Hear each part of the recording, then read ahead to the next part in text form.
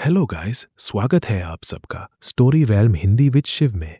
आज हम कंटिन्यू कर रहे हैं बियॉन्ड द टाइमस्केप का chapter 3, may you rest in peace.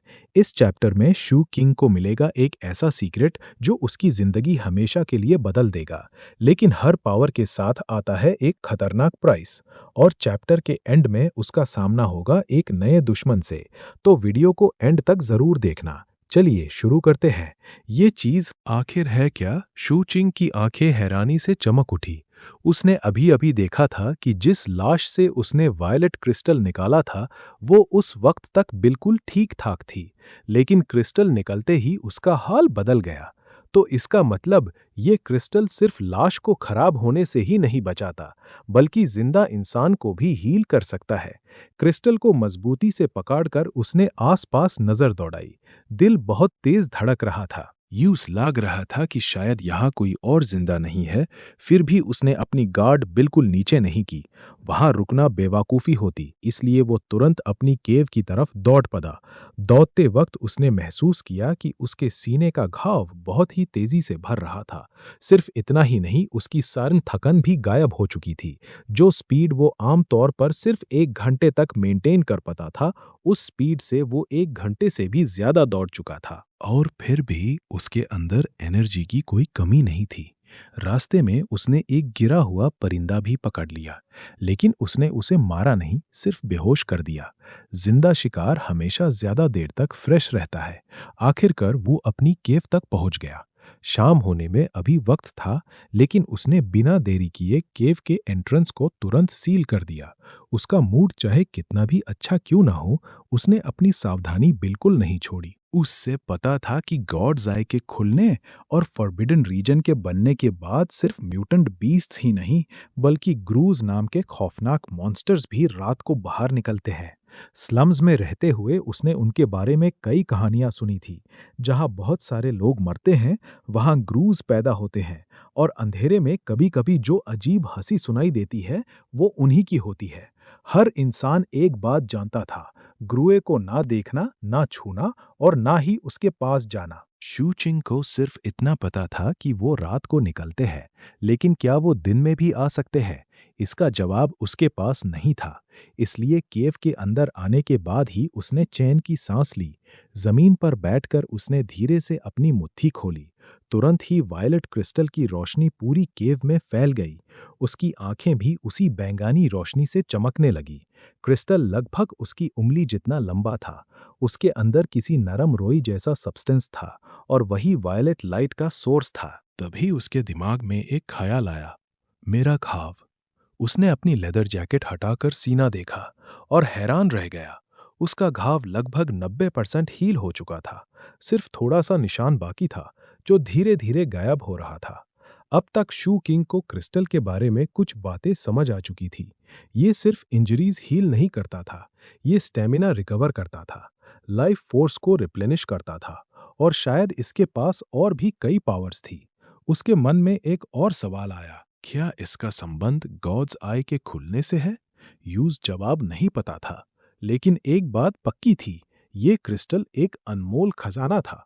अगर ये किसी और के हाथ लग गया तो उसकी जान खतरे में पड़ जाएगी। इसलिए उसने सोचा, इससे छुपाने का सबसे अच्छा तरीका क्या हो सकता है। थोड़ी देर सोचने के बाद उसने वही बेहोश परिंदा निकाला जो रास्ते से पकड़ा था। उसने उसकी चोंच बांध दी ताकि वो आवाज ना कर सके। फिर अपनी डागर से उसके शरीर पर एक छोटा सा कट लगाया और वायलेट क्रिस्टल उसके अंदर डाल दिया। अब वो ध्यान से देखने लगा कि क्या होता है। जैसे ही क्रिस्टल अंदर गया, हवा में स्पिरिचुअल एनर्जी की लहरें उठने लगी, और वो सारी एनर्जी सीधा उस परिंदे की बॉडी में घुसने लगी। परिंदा अचानक पहले से कई गुना ज्यादा ताकतवर हो गया।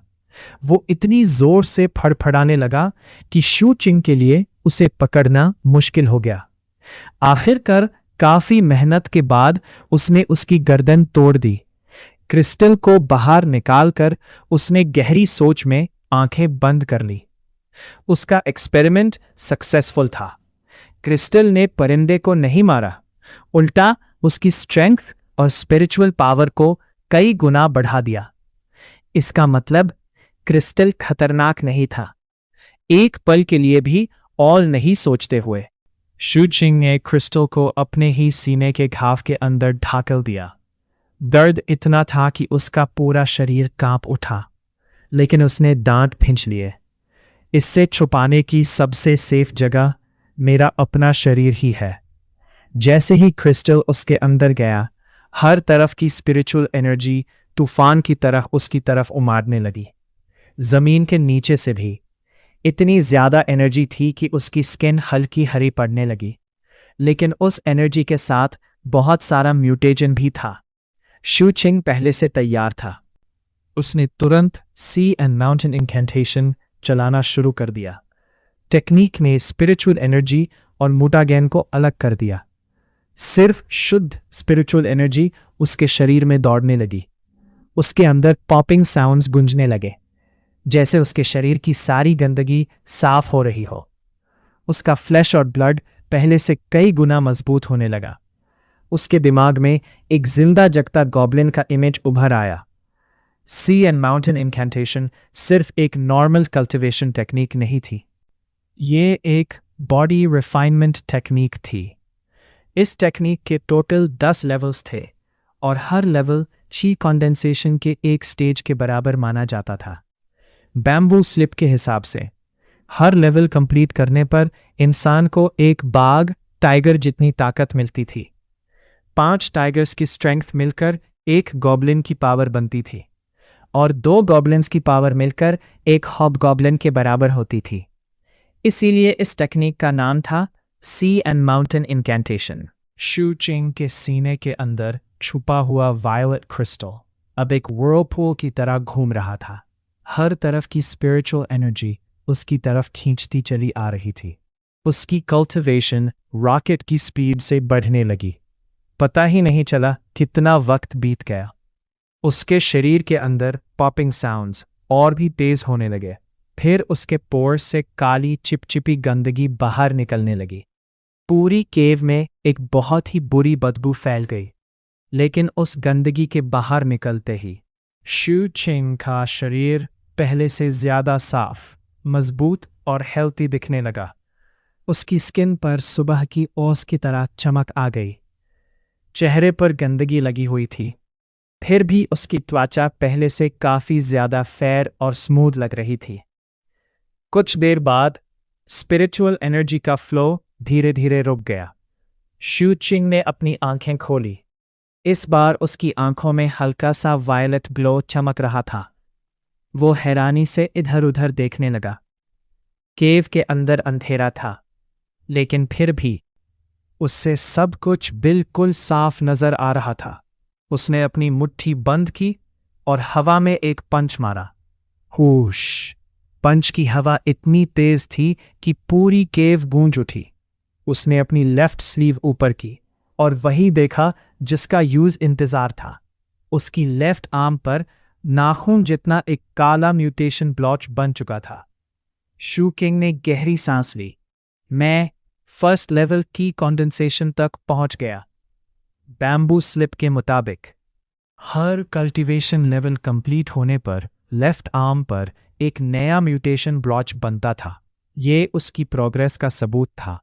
खुशी के बावजूद शू चिंग ने खुद को शांत रखा। वो केव के एंट्रेंस के पास गया। क्रैक से बाहर झांककर उसने ध्यान से सुनना शुरू किया, लेकिन कुछ अजीब था, बहुत अजीब। ना म्यूटेड बीस्ट्स की आवाज़, ना ड्रूज की हंसी, और सबसे बड़ी बात, ब्लड रेन की आवाज़ भी नहीं आ रही थी। शू चिंग का दिल जोर जोर से धड़कने लगा। कहीं ब्लड रेन रुक तो नहीं गई। वो कुछ देर और चुपचाप वेट करता रहा। तभी क्रैक के बीच से एक चमकदार सूरज की पहली किरण केव के अंदर आ गई।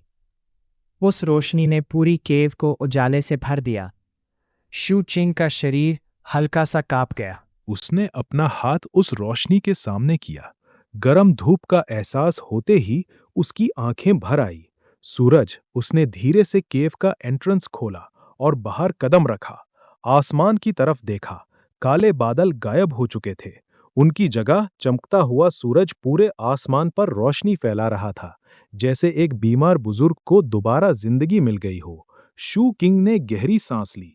रेन सच में रुक गई। सुबह की धूप में नहाया हुआ शहर पहली बार इतना खूबसूरत लग रहा था, लेकिन उस खूबसूरती के पीछे छुपा था एक भयानक सच। हर तरफ टूटे हुए घर, सड़कों पर पड़ी हुई लाशें और खून के जम चुके तालाब। ये सब देखकर स्यू किंग की आंखों में उदासी भर गई। 6 साल उसने इसी शहर के बाहर स्लम्स में गुजारे थे। हमेशा सपना देखा था कि एक दिन वो भी इस शहर का हिस्सा बनेगा, और आज सब कुछ खत्म हो चुका था। उसने धीरे से कहा, मुझे मेरी कल्टीवेशन टेक्निक यहीं मिली, वायलेट क्रिस्टल भी यहीं मिला, और मेरी जिंदगी भी यही बदली। कुछ देर चुप रहने के बाद वो एक लाश के पास गया, यूस अपनी पीठ पर उठाया और चल दिया।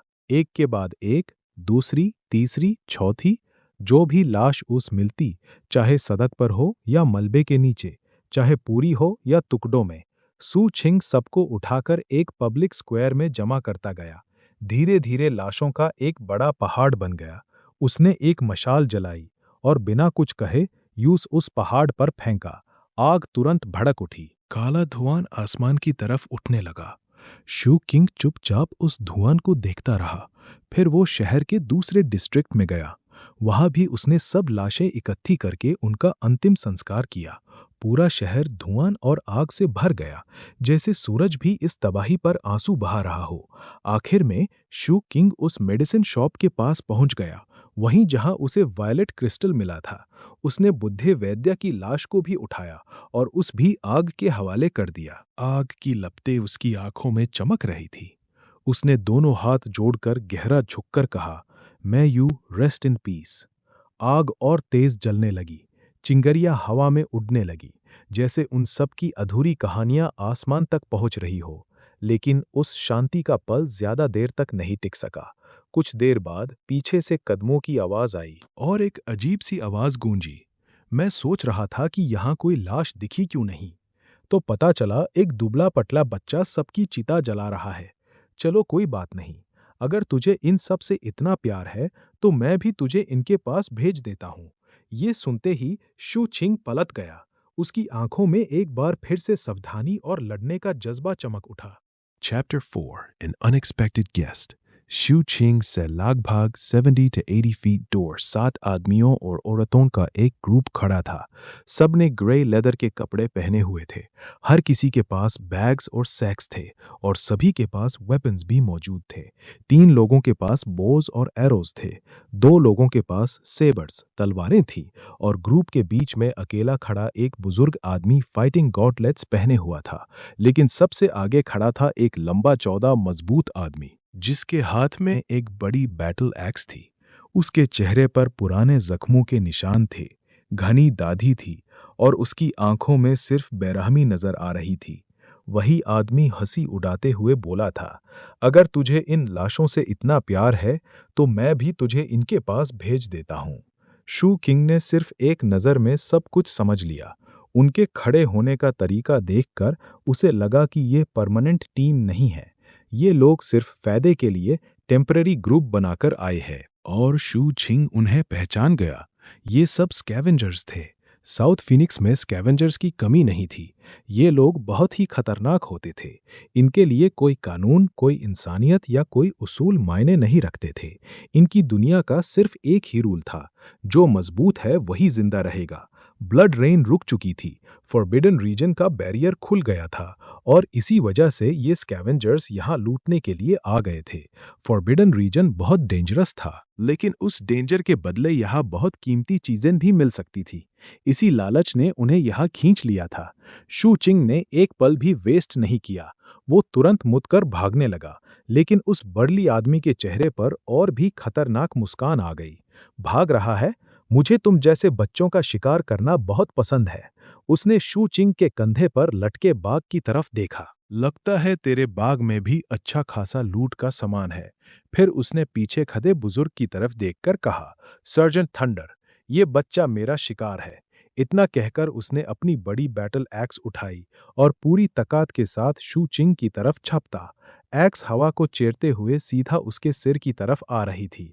बर्ली आदमी बहुत तेज था, लेकिन शू चिंग उससे भी ज्यादा तेज निकला। बिल्कुल आखिरी पल पर उसने अपना शरीर साइड में घुमा दिया। बैटल एक्स उसके चेहरे के बिल्कुल सामने से गुजरी।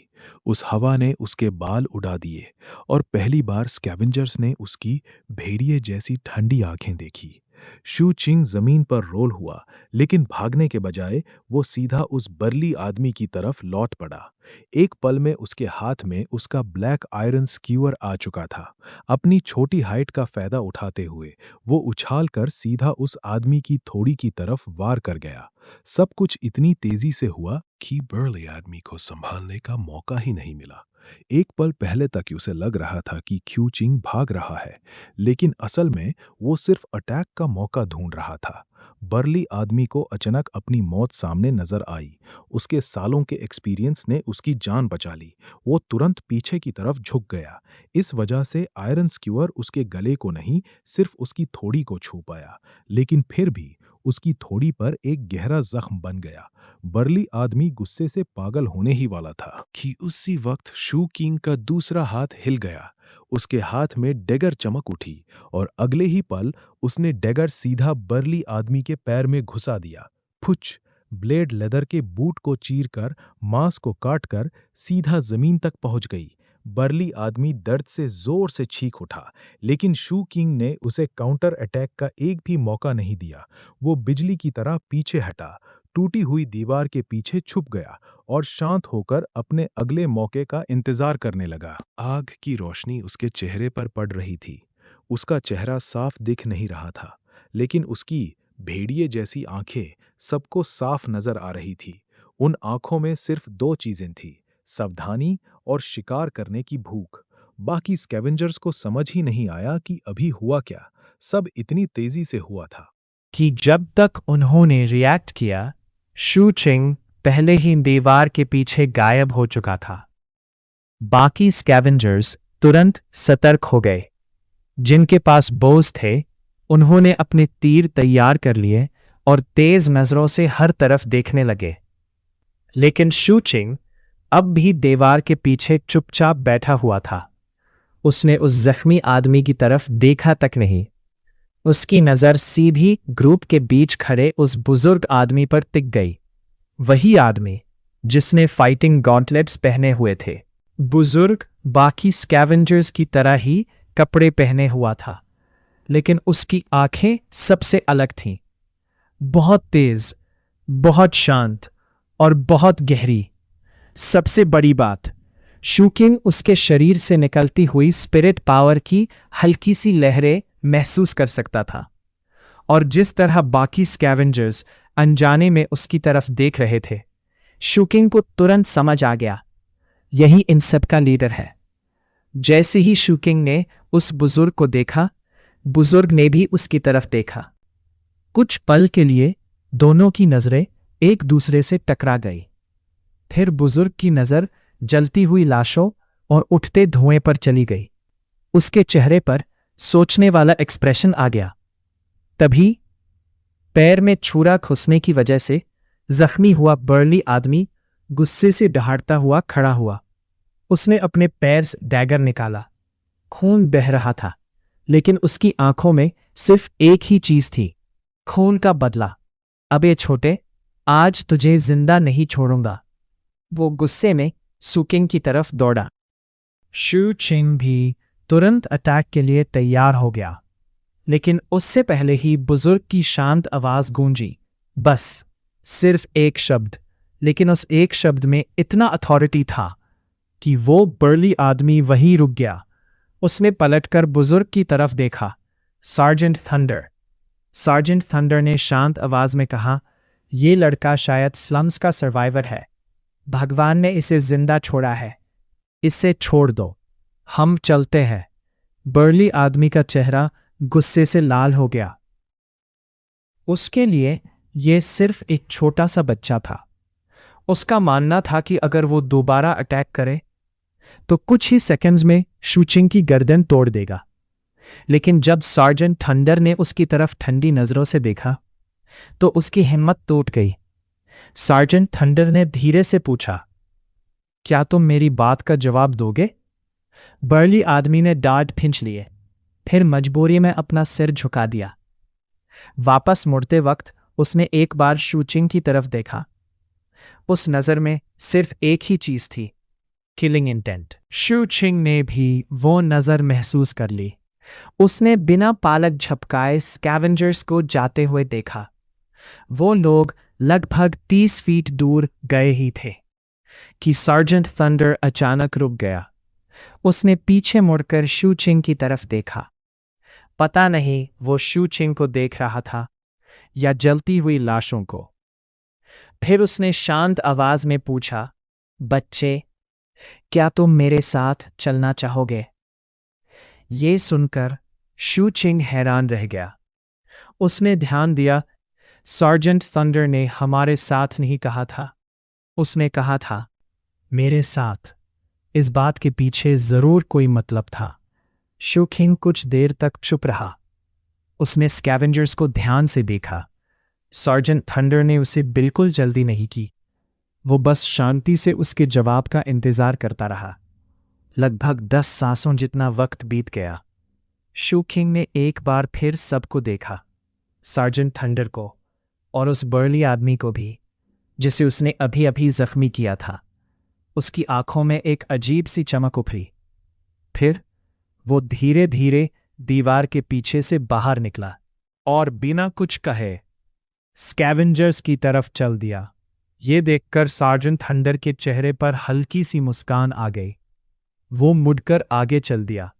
बाकी स्कैवेंजर्स ने शूचिंग को लंबी और सख्त नजरों से देखा। फिर सब उस बुजुर्ग के पीछे चल पड़े और इसी तरह शूचिंग पहली बार स्कैवेंजर्स के ग्रुप का हिस्सा बन गया। इस टेरर शूचिंग स्कैवेंजर्स के साथ मिलकर पूरे शहर में कीमती सामान ढूंढने लगा। थोड़ी ही देर में उसे पता चल गया कि जिस आदमी को उसने जख्मी किया था उसका नाम क्रूअल ऑक्स था। दिन भर क्रूअल ऑक्स बार बार शूचिंग को घूरता रहता। उसकी आंखों में नफरत और बदले की आग साफ दिख रही थी, लेकिन वो इतना बेवकूफ नहीं था कि सर्जेंट थंडर के सामने कुछ करे। वो सिर्फ एक मौके का इंतजार कर रहा था। जब सर्जेंट थंडर आसपास ना हो, उससे पूरा यकीन था कि वो मौका उससे जरूर मिलेगा। शूचिंग भी ये बात समझ चुका था, लेकिन घबराने के बजाय उसने एक अलग ही प्लान बनाना शुरू कर दिया। उसे पता था कि क्रूइल ऑक्स बहुत लालची आदमी है, इसलिए शूचिंग ने शहर की अपनी जानकारी का पूरा फायदा उठाया। वो बहुत ही शरीफ और आज्ञाकारी बनकर स्कैवेंजर्स की मदद करने लगा। उसकी वजह से ग्रुप को आम दिनों से कहीं ज्यादा कीमती सामान मिलने लगा, और वो भी बहुत कम समय में। सबसे ज्यादा फायदा उठाया क्रूअल ऑक्स ने। उसने इतना लूट जमा कर लिया कि उसका बोरा उसकी आम कैपेसिटी से भी ज्यादा भारी हो गया, लेकिन फिर भी उसका लालच खत्म नहीं हुआ। पैर में चोट लगने के बाद भी वो और ज्यादा सामान उठाता रहा। धीरे धीरे उसका बोझ इतना बढ़ गया कि उस जैसा ताकतवर आदमी भी बुरी तरह थक गया। उसकी सांसें भारी होने लगी, उसके कदम धीमे पड़ गए और उसका शरीर लगभग टूट चुका था। यही सब शू चिंग चाहता था। इसी बीच शू चिंग ने एक और बात नोटिस की। सार्जेंट थंडर की नीयत सच में बुरी नहीं थी, इसलिए उसने जानबूझकर स्कैवेंजर्स को सिटी मैजिस्ट्रेट के मैनोर के पास वाले खतरनाक एरिया में नहीं ले गया। शाम होते ही सब लोग शहर से बाहर पुराने स्लम्स के पास रुक गए। वहीं उन्होंने अपना कैंप लगाया। कुल मिलाकर 6 टेंट्स लगाए गए। 2 तलवारबाज एक टेंट में रहे, बाकी हर इंसान के लिए अलग टेंट था। कैंप के चारों तरफ उन्होंने एक खास पाउडर छिड़क दिया और कुछ इंसेंस स्टिक्स भी जला दी। जैसे ही अंधेरा छाया, दूर शहर से म्यूटेंट बीस्ट्स की डरावनी चीखें और ग्रूव्स की रोने जैसी आवाजें सुनाई देने लगी। एक एक करके सब स्कैवेंजर्स अपने टेंट्स के अंदर चले गए। सिर्फ सार्जेंट थंडर बाहर खड़ा था। उसने शू किंग की तरफ देखा, फिर अपने बाग से एक स्लीपिंग बैग निकालकर उसकी तरफ उछाल दिया। उसने शांत आवाज में कहा, ये इंसेंस म्यूटेंट बीस्ट्स को दूर रखती है और ये पाउडर ग्रूएस को कैंप के अंदर आने से रोकता है। फिर उसने शू चिंग की आंखों में देखते हुए कहा, आज तुमने हमारी बहुत मदद की है। क्रूअल ऑक्स तुम्हारे साथ कुछ नहीं करेगा। यहाँ तुम सेफ हो। इतना कहकर सार्जेंट थंडर भी अपने टेंट के अंदर चला गया, लेकिन शू चिंग ने उसकी बात पर पूरी तरह भरोसा नहीं किया। वो स्लीपिंग बैग के अंदर घुस गया, लेकिन उसने जिप पूरी तरह बंद नहीं की। उसने एक छोटी सी जगह खुली छोड़ी ताकि वो पूरी रात टेंट्स पर नजर रख सके। रात और गहरी होती गई। शहर से आती हुई डरावनी आवाजें और भी तेज होती गईं। हर तरफ सिर्फ हवा की चीख और ग्रूएज का रोना गूंज रहा था। ऐसा माहौल था कि कोई भी इंसान अपनी जगह से हिलना नहीं चाहता, लेकिन सू किंग अलग था। वो पूरी रात आंखें खोलकर लेटा रहा, जैसे किसी खास पल का इंतजार कर रहा हो। धीरे धीरे आधी रात हो गई। जब सब लोग गहरी नींद में सो चुके थे, शू चिंग ने धीरे से अपनी आंखें खोली और बिना कोई आवाज किए स्लीपिंग बैग से बाहर निकल आया। शू चिंग एक भी आवाज किए बिना धीरे धीरे कैंप के अंदर रेंगने लगा। शहर से म्यूटेंट बीस्ट्स की दहद और ग्रूस की डरावनी चीखें लगातार सुनाई दे रही थी, लेकिन इन आवाजों का उसके दिमाग पर कोई असर नहीं हो रहा था। उसका निशाना सिर्फ एक था, क्रूएल ऑक्स का टेंट। शू चिंग अपनी जिंदगी में एक बात बहुत अच्छी तरह सीख चुका था, जो खतरा आज छोटा लगता है वही कल तुम्हारी मौत का कारण बन सकता है, चाहे दुश्मन सिर्फ एक संभावित खतरा ही क्यों ना हो। यूज जितनी जल्दी हो सके खत्म कर देना चाहिए। ये सबक उसने स्लम्स में अपना खून बहाकर सीखा था, और यही असली वजह थी कि उसने स्कैवेंजर्स के साथ आने का फैसला किया था। दिन भर उसने क्रूएल ऑक्स की इतनी मदद क्यों की, उसके लिए इतना सारा लूट क्यों ढूंढा और उसके सामने इतना सीधा साधा क्यों बना रहा। सब कुछ पहले से प्लान था।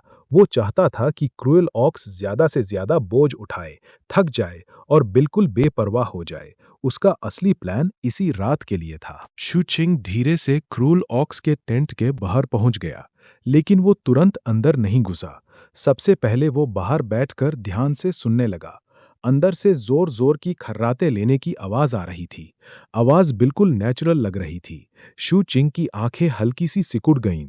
उसने अपना ब्लैक आयरन स्क्यूअर निकाला और टेंट के कपड़े में बहुत ही सावधानी से एक छोटा सा छेद कर दिया। फिर बिना आवाज किए वो टेंट के अंदर घुस गया। अंधेरा था, लेकिन अब शू चिंग की आंखें अंधेरे में भी सब कुछ साफ देख सकती थी। क्रूएल ऑक्स गहरी नींद में सो रहा था। दिन भर की थकन और पैर की चोट ने इनसे पूरी तरह थका दिया था। उसने सपने में भी नहीं सोचा होगा कि जिस लड़के को वो दिन भर कमजोर समझता रहा, वही आधी रात उसकी मौत बनकर उसके टेंट में आ जाएगा। शू चिंग चुपचाप उसके पास पहुंच गया। उसकी आंखें समुंदर की तरह बिल्कुल शांत थी। उसने अपना ब्लैक आयरन स्क्यूअर सीधा क्रूएल ऑक्स के गले पर रखा और बिना एक पाल की हिचकिचाहट के पूरा जोर लगाकर उसके गले में घुसा दिया। छाक खून फाउंटेन की तरह बाहर फूट निकला। तेज दर्द से क्रूएल ऑक्स की आंखें एकदम खुल गईं। सबसे पहले उसने शू किंग का एक्सप्रेशनलेस चेहरा देखा। उसकी आंखों में हैरानी, डर और यकीन ना कर पाने वाला एहसास भर गया। वो चीखना चाहता था, लेकिन शू किंग का बायां हाथ तुरंत उसके मुंह पर आ गया। एक भी आवाज बाहर नहीं निकली। क्रूएल ऑक्स पूरी ताकत से तड़पने लगा, लेकिन शू चिंग की पकड़ लोहे की तरह मजबूत थी। उसने अपना पैर भी क्रूएल ऑक्स के गले पर रख दिया ताकि वो बिल्कुल भी हिल ना सके। टेंट के बाहर ग्रूस की चीखें और हवा की आवाज इतनी तेज थी कि अंदर की जद्दोजहद किसी को सुनाई ही नहीं दी। लगभग 10 सांसों के बाद क्रूएल ऑक्स की ताकत खत्म होने लगी। उसका शरीर धीरे धीरे ढीला पड़ गया। आखिरी पल में उसकी आंखों में सिर्फ बेइंतहा डर और पछतावा था, लेकिन शू चिंग के चेहरे पर कोई इमोशन नहीं था। वो तब तक नहीं हिला जब तक यूज पूरा यकीन नहीं हो गया कि क्रूएल ऑक्स मर चुका है। उसके बाद उसने अपना बग खोला। उसमें से कपड़े में लपेटा हुआ जहरीले सांप का सिर निकाला। उसने सांप के दांतों से क्रूएल ऑक्स की बॉडी में छोटा सा छेद किया। कुछ ही पलों में जहर पूरे शरीर में फैल गया। हरे रंग के फोड़े उभरने लगे और धीरे धीरे क्रूएल ऑक्स की लाश पिघलने लगी। एक अगरबत्ती जलने जितना वक्त बीतने के बाद वहां सिर्फ खून का एक छोटा सा दाग बचा था, जो धीरे धीरे मिट्टी में समा गया। शू चिंग ने टेंट को फिर से ठीक कर दिया। क्रूएल ऑक्स का कुछ सामान भी साथ ले लिया, ताकि सबको लगे कि वो रात में लूट लेकर कहीं चला गया। सब कुछ खत्म करके वो चुपचाप वापस अपने स्लीपिंग बैग में आ गया। ठंडी हवा उसके कपड़ों से खून की खुशबू उड़ाकर ले गई। अब उसके दिल का एक बोझ हल्का हो चुका था। खतरा खत्म हो गया था। आयरन स्क्यूअर को मजबूती से पकड़े हुए वो तुरंत सो गया। सुबह सूरज की पहली किरण के साथ सब स्कैवेंजर्स जाग गए। शू किंग भी बाहर निकला।